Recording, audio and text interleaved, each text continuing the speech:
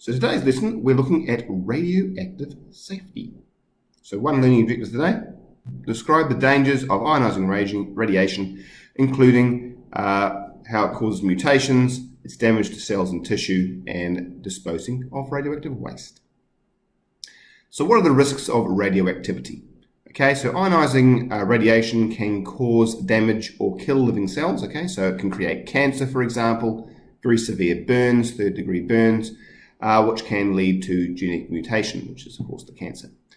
Although alpha particles cause the greatest amount of ionization, as we've done and shown, they're actually quite easy to stop, so we don't have to worry about that. So it's really beta and gamma radiation that's the major issue when looking at radioactive risks. So you have to be able to define how much radiation you're getting. So what we do is we use the unit of the millisievert. And the millisievert allows different effects for different types of radiation, which we'll look at in the next slide. So these are kind of the radiation effects. So if you get 10,000 millisieverts, you're going to basically be dead within a few days, whereas something like 0.1 millisieverts, which you'll get from a single X-ray, you probably need quite a number of those, probably about 100 billion or 100 million to die from them. Okay, so obviously the more dose you get, the more dangerous it is, and you can see the different values here in this particular image. So in terms of reducing the risks, how do you reduce the risks of getting burnt or getting cancer from radiation? Well, basically you want to reduce your contact with the radioisotope as much as possible.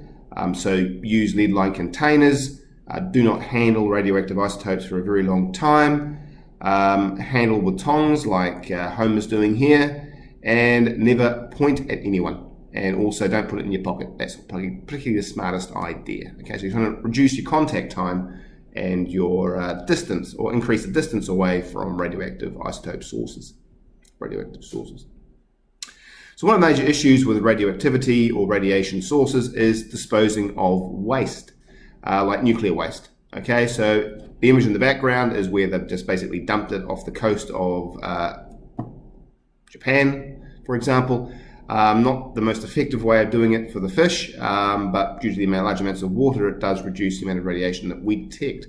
But the most safe way, or the safest way, is to store it underground, which is essentially what they do in the US, in sealed containers. But it has to be stored basically for thousands and thousands of years. Obviously, if you're dumping it off the coast of the ocean, that container is going to break down and seep into the water, which is not the ideal.